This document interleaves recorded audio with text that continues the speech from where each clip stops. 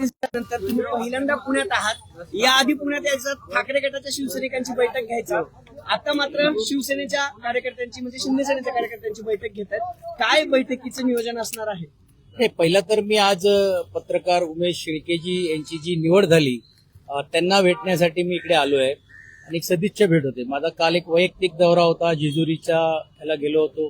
परंतु जेजुरी आणि माझा संबंध हा खूप जुना असल्यामुळे तिकडच्या डेव्हलपमेंटसाठी अगोदर ज्यावेळी शासनामध्ये आपण होतो त्यावेळी काही निधीची तरतूद आपण करण्याचं काम केलं, तर प्रत्यक्षात निधी आली नव्हती. नंतर आता आमच्या शासनाने जी निधी दिली त्याचा एक आढावा आपण देखील विश्वस्तांना विश्वासात घेऊन आणि तिकडच्या असलेल्या आमचे विजयबापू शिवतरे आहेत त्यांच्याकडनं घेण्याचं काम केलं. आणि मग सासवडला नगरसेवकांची बैठका होत्या, भोरला एक कार्यक्रम होता आणि नंतर मग आज पत्रकार संघाचे नवनिर्वाचित सर्व पदाधिकाऱ्यांचा आमच्या सर्वांच्या वतीने सत्कार नियोजित करण्याचं काम केलं. आणि स्वाभाविकच आहे की मी राज्याचा विधान परिषदचा उपसभापती असलो तरी देखील पक्षाचा पण एक कार्यकर्ता आहे आणि अगोदर पण मी शिवसेनेच्या बैठकीसाठी येत होतो आणि आताही शिवसेनेच्याच बैठकीसाठी मी चाललोय.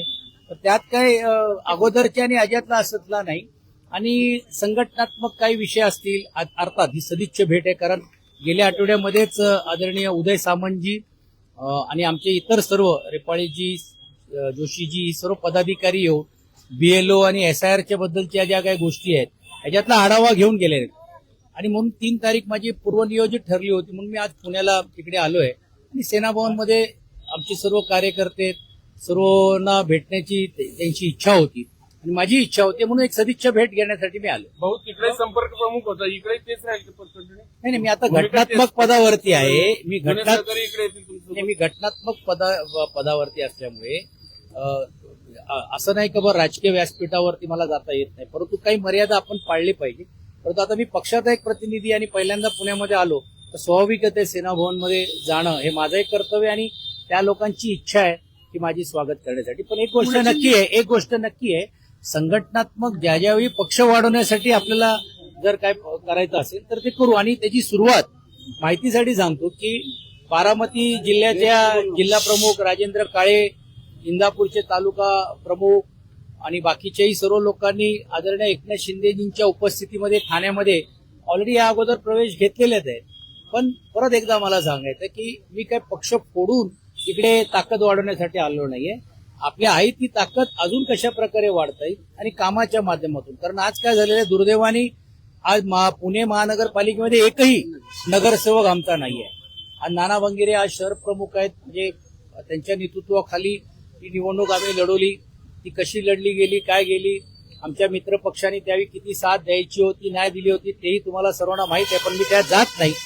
पण असं असलं तरी देखील इकडे जी संख्या जर जोपर्यंत प्रतिनिधित्व वाढणार नाही तोपर्यंत महानगरपालिकेमध्ये आपला परफॉर्मन्स किंवा पण असं नसला तरी आम्ही नजीकच्या काळामध्ये जेवढे काही उमेदवार होते जे पिंपरी चिंचवड आणि पुणे शहरामध्ये या सर्वांची एक स्वतंत्र बैठक शहर प्रमुख यांच्या उपस्थितीमध्ये घेऊन त्यांचे नेमकं काय गारण आहे, नेमकं काय म्हणणं आणि संघटना वाढवण्यासाठी अजून काय केलं पाहिजे अशी ती पण एक बैठक नियोजित करण्याचे काम होणार आहे. शिवसेनेत संभ्रम असा आहे ना की राज्यात सत्तेत नाही, जुने मला मांडणारे खूप लोक आहेत. खूप लोक अगोदर यायलाही देखील तयार होते किंवा आताही येऊ शकतो. पण परत एकदा मी सांगतो की मी त्यांना इकडे आणून तोडून करून करण्याचा माझा नाहीये.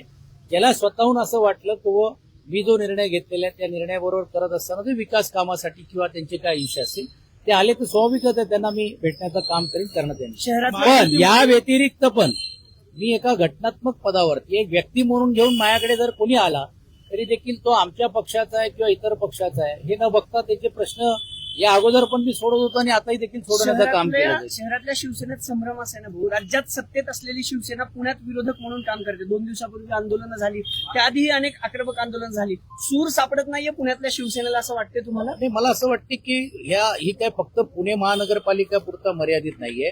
तुम्ही बघितलं असेल की अशी आम्ही जी भूमिका घेतलो तर तसं भारतीय जनता पार्टी दुसऱ्या महानगरपालिकेमध्ये पण ते भूमिका घेत असतो. कारण शेवटी लोकांचे प्रश्न लोकप्रतिनिधी नात्याने सोडवणं किंवा मांडणं ही गरज असते. पण एक गोष्ट नक्की आहे की संघटनात्मक ज्यावेळी एक प्रशासनाच्या वरती एक धाक असली पाहिजे या दृष्टिकोनातूनच तो त्यांचा मोर्चा असावा. अर्थात मला काय त्याच्यातली अधिकची माहिती नाहीये, परंतु पुढे देखील लोकांच्या प्रश्नासाठी असेल तर रस्त्यावरती त्यांना उतरावंच लागेल, कारण लोकांनी त्यांना विरोधी पक्ष म्हणून घेऊन भूमिकेतून ठेवण्याचं काम केलेलं आहे. एकही लोकप्रतिनिधी निवडून न आल्यामुळे स्वाभाविक आहे की लोकांना ही अपेक्षा असेल की ठीक आहे, आम्ही ज्यांना निवडून दिलं त्यांनी चांगलं काम केलं तर तुम्ही स्वागत करा, पण जर चांगलं काम होत नसेल तर ते नजरेस आणून देण्याचा, अर्थात त्याचा नजरेस आणून देण्याची पद्धत, हा मोर्चा असलं पाहिजे, सिस्टम मंडळ भेटून करायला पाहिजे, हा नंतरचा भाग, पण ते केलं पाहिजे. पण मला असं वाटते मी यायच्या अगोदर हा मोर्चा निघाल्यामुळे परत मोर्चा काढण्याची त्यांच्यावरती वेळ येऊ नये असाही विचार सर्व राज्यातले असलेल्या मित्रपक्षांनी मिळून केलं पाहिजे अशी आमची अपेक्षा आहे. भाऊ, या सरकारमध्ये ओबीसीना स्पेस मिळत नाही म्हणून नाराजी आहे. स्वतः पंकजा मुंडे म्हणाले की आम्हाला निवृत्ती घ्यावीशी वाटते. नाही, हे अगोदरच तरुणांना जे, आणि विशेषतः तुम्ही बघितलं असेल की पुणे शहरामध्ये पण नुकताच काही बदल करण्याचं काम केलेलं आहे. बागुलींना एक जबाबदारी दिलेली आहे, कारण या अगोदरचे जे युवा सेनेमध्ये काम करणार होते त्यांना आता फादर बॉडीमध्ये कुठेतरी आपल्याला ऍडजस्ट करायला पाहिजे. तर हे जे बदल आपण यासाठीच करतोय की या सर्व विषयावरती पक्ष संघटना म्हणून कोणीतरी आवाज उठवला पाहिजे, कोणीतरी बोललं पाहिजे. आणि ही घटना देशव्यापी ज्यावेळी घडते असे स्थानिक स्तरावरती पण देखील आपला कोणीतरी पक्षाचं प्रतिनिधी असलं पाहिजे. म्हणून नक्कीच ओबीसीला न्याय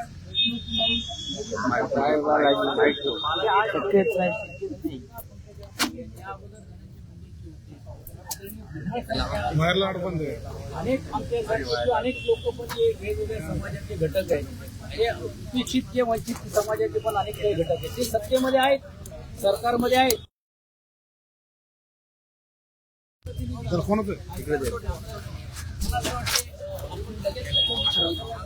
सर, मुख्यमंत्र्यांनी मुख्यमंत्र्यांना एक पत्र लिहिले की राज्यातल्या ज्या महिला लोकप्रतिनिधी आहेत त्यांच्या बऱ्याचशा ऑडिओ क्लिप आहेत ज्या व्हायरल होत आहेत त्या विरोधात पोलीस कारवाई होईलच, पण या सगळ्याचा सीआयडी तपास व्हावा अशी मागणी नीलम गोऱ्हेंनी मुख्यमंत्र्यांना पत्र लिहित केले. अनेक महिला आमदारांचे ऑडिओ क्लिप व्हायरल झाल्याचा आरोप केलाय. असं काही निदर्शनास आलंय तुमच्या? ते मला माहित नाहीये का कधी वैयक्तिक स्वतंत्र मागणी जर केली असेल तर स्वाभाविक आहे त्यांच्याकडे काय अधिकची माहिती आहे. योगायोगाने मी आज पक्षाची बैठक झाल्यानंतर त्यांच्याशी भेटायला जाणार आहे. आमची ठरलेली बैठक होती किंवा भेट आहे. मला ते मी अधिकची माहिती त्याच्यात घेईल आणि त्यांना जी यावेळी मदत लागत असेल, माननीय मुख्यमंत्री आणि उपमुख्यमंत्री जे गृहमंत्री पण आहेत त्यांच्याबरोबर चर्चा करून त्याचा निर्णय आपण लावण्याचा प्रयत्न आपण करू. शहापूरमध्ये मृत्यू झालाय, शहापूरमध्ये खड्ड्यात पडून मृत्यू झालाय. हे दुर्दैवी आहे. आज नाशिकमध्ये जी घटना घडते तेच जर आज कुठेतरी होत असेल तर मला असं वाटते की जबाबदारी ही स्थानिक प्रशासनाची आहे आणि स्वाभाविक आहे की अंकुश ठेवण्याचं काम शासन म्हणून घेऊन तिकडचे जे जिल्हाधिकारी असतील किंवा महानगरपालिका आयुक्त करतील. पण मला वाटते ते शासनाच्या स्तरावर कसं चाललंय. राऊत साहेब म्हणतात की मोदी साहेब आणि अमित शहा हरवलेले आहेत अशी आम्ही जाहिरात देणार आहोत. मी आता घटनात्मक पदावर असल्यामुळे राऊत साहेब काय बोलतायत त्याच्यासाठी आमचे पक्षाचे प्रवक्ते आणि इतर लोक त्याला उत्तर देतील.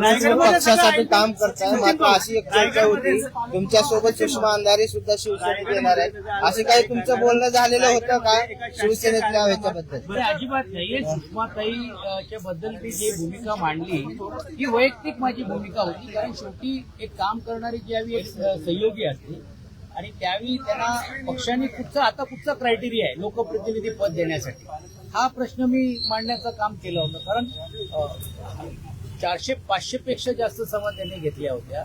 एवढंच नाही तर पुण्यामध्ये असेल, बीडमध्ये असेल, मराठवाड्यामध्ये त्यांनी त्यावेळीच्या शासनाच्या समोर जे काही विषय यायचे विरोधातले ते मांडण्याचं काम केलं होतं. आणि म्हणून मी स्वाभाविक प्रश्न विचारला, पण माझी अशी कुठची त्यांची चर्चा नाही आणि अर्थात वैयक्तिक माझा असं मत आहे आणि सुषमाताईंची पण अशी काही मानसिकता नाही की त्या पक्षामध्येच राहणार आहेत. कारण ते चळवळीतले, त्यांना अशा गोष्टी करण्यापेक्षा त्यांना असं वाटतं की लोकांची भूमिका घेऊन जाईल. किमान आता तरी पक्षाने त्यांना न्याय द्यावं हे अशी माझी अपेक्षा राहील. एसआयचा घोटाळा झाला मुंबईमध्ये, उभाटाची जे माजी आमदारांचे स्पेस आहे यांच्यासह तिघांना गुन्हा दाखल झाला आहे. मुंबईमध्ये वारंवार एसआयचे घोटाळे समोर येत आहेत आणि या संदर्भात तुमची काय म्हणजे मला अजून त्याच्यातली माहिती नाही. अधिक माहिती घेतल्याशिवाय मी त्या विषयावरती बोलणं योग्य होणार नाही.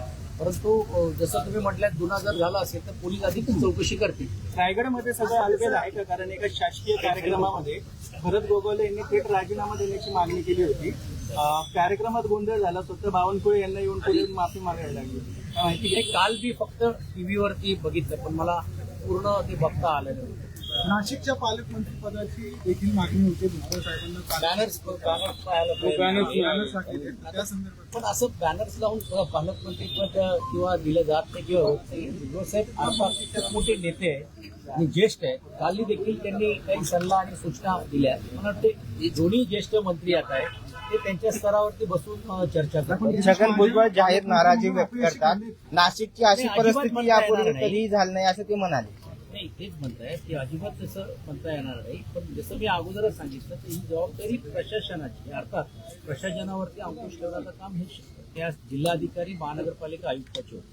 अहिर साहेब, नीटच्या पेपर फुटीनंतर राज्यात ना 3 पेपर सलग फुटले, म्हणजे टीईटीचा तर सगळा घोटाळा झाला.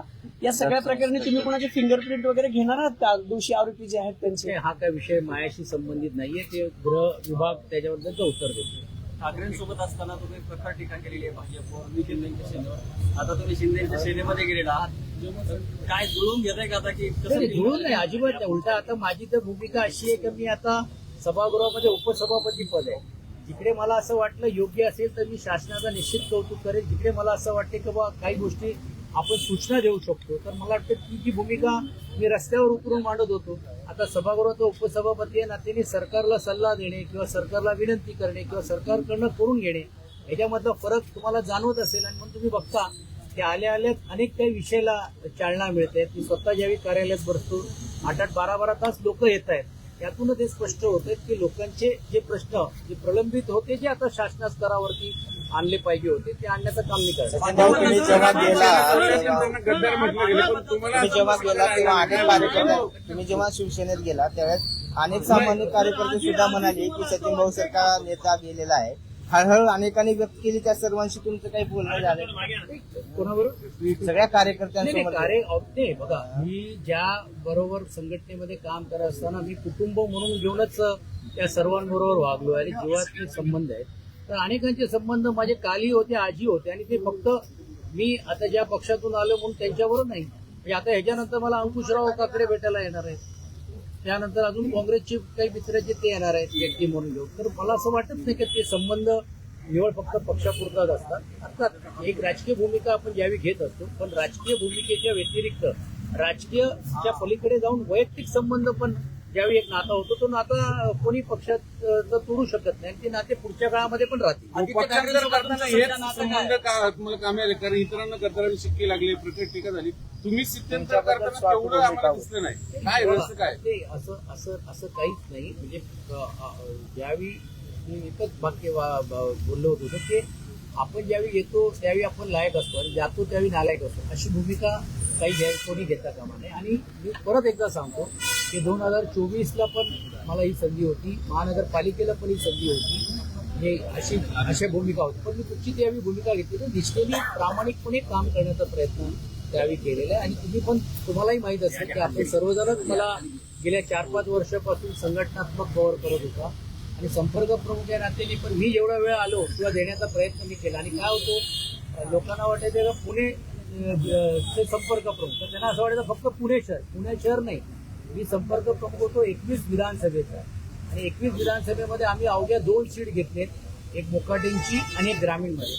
ग्रामीणमध्ये आम्ही बाबाजी काळेंना एवढ्या मताधिक्याने आणण्याचं काम केलं. तर सांगण्याचा हेतू असं की जिकडे मी गेलो तर तिकडे प्रामाणिक माझी भूमिका केली. आणि आज तीच प्रामाणिक भूमिका आदरणीय एकनाथ शिंदेजींच्या नेतृत्वाखाली आणि श्रीकांतजींच्या सहयोगाने या जिल्ह्यामध्ये निश्चितपणे आम्ही करू. आणि येणाऱ्या 1-2 वर्षामध्ये पुन्हा अजून तुम्हाला पक्षाची ताकद वाढलेली पाहायला मिळेल. धन्यवाद. आभारी आहे.